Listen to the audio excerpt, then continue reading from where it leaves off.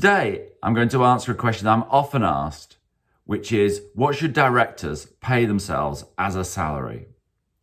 It's a question that has become really very important over the last few weeks, because while the self-employed are getting grants to help them through the difficult times that we're in at the moment, and employed people are getting furloughed, so they're getting most of their money, the people who are directors of their own limited company can get furloughed, but only to the extent that they had a salary. And if they are, like most people, on a low salary and a high dividends, they can only get a percentage of that low salary and therefore very little help. And then they can get that only a small amount of help because the revenue consider that what they're doing to be, to some extent, a tax loophole. So I think this is worth looking at in a little bit of detail. So what are the different thresholds and what is the penalty? What is the tax advantage that we're taking advantage of? Well, the first amount that you really should pay yourself, I'll get the number right, is £6,240. That's the amount that you need to earn in order to get the year to count towards your pension. You need to do 35 years of employment before you're 67, probably by the time you retire. So you need to do 35 years in order to get your state pension. And in order to get those 35 years, you do need to earn that £6,240. The next relevant number is 8,788. That's the point at which you start paying employers' national insurance. Now, in the past, employers and employees' national insurance used to start at the same figure, but they've changed that in the budget. So you start paying employers' national insurance once you earn 8,788, and the employee starts paying national insurance when they've earned £9,500. So there is a split. So between those two figures, you just pay employers' national insurance. Obviously, although it's an employer's contribution, if it's your company, you still pay it. And that is 13.8%. So between that band, you pay 13.8%. And that is the lowest tax you can pay on your income.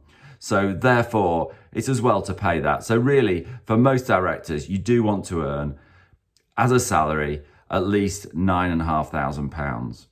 Once you've earned £9,500, you pay employers and employees, so that's 12% plus 13.8%, which adds up to 25.8%. And you pay that amount of tax until you start paying income tax, which is at £12,500.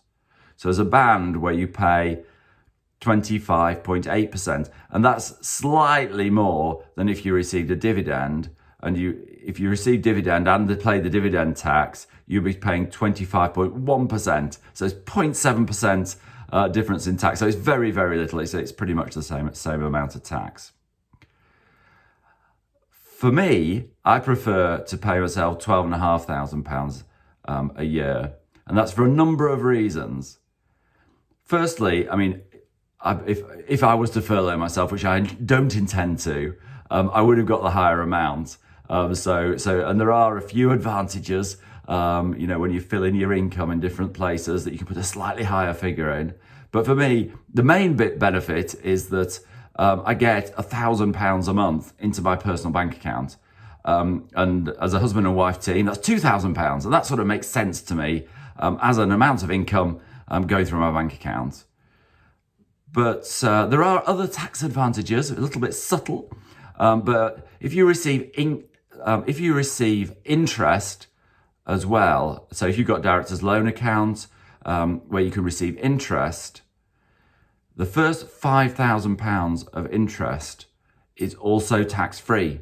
So I get £12,500 of tax-free income, bit of national insurance to pay, but then I also get up to £5,000 of interest that is not taxed. So it's a charge in the company and not taxed in my hands. And then also I can get £2,000 of dividends, which are tax-free. So if you add up all that together, you get £19,500, both me and Julia potentially, before we pay any income tax. And that's just good fun, I think. It's quite a lot of money. So that's another advantage of paying yourself £12,500. Now, you might want to pay yourself more than £12,500, and considering the way the government's been behaving, you might want to do that.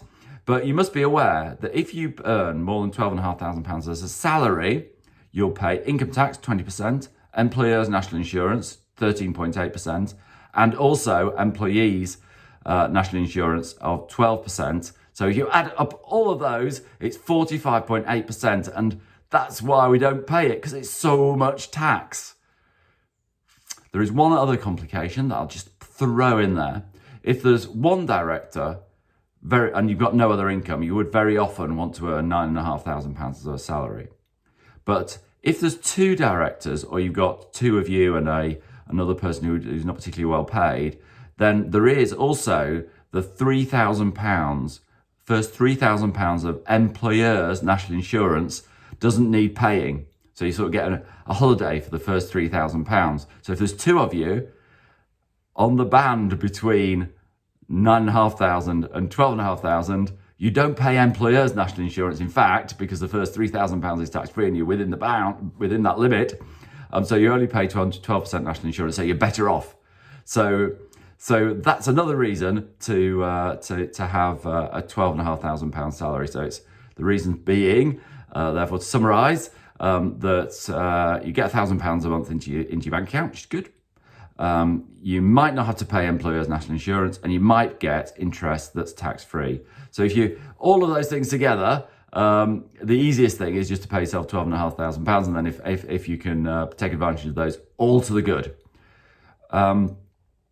So in summary, to summarise what you should do, everybody should pay themselves £6,240, because if you don't do that, the year doesn't count for your pension.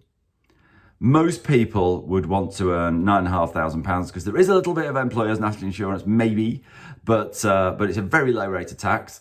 So I can see a lot of people wanting to earn £9,500. I can see a lot of people wanting to earn £12,500 for the advantages that I've said. And if you want to have a proper income that reflects the work that you do, you might want to do that. But be aware, this once in a lifetime event where the government's helping us out. Maybe it's not once in a lifetime and it'll be repeated, but also it's never happened before, so maybe not. But if you want to earn a higher amount, but be aware you will pay 45.8% tax. Thank you for watching.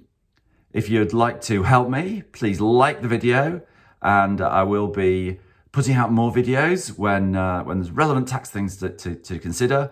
So please subscribe, and then you'll see those as they come along. Thank you.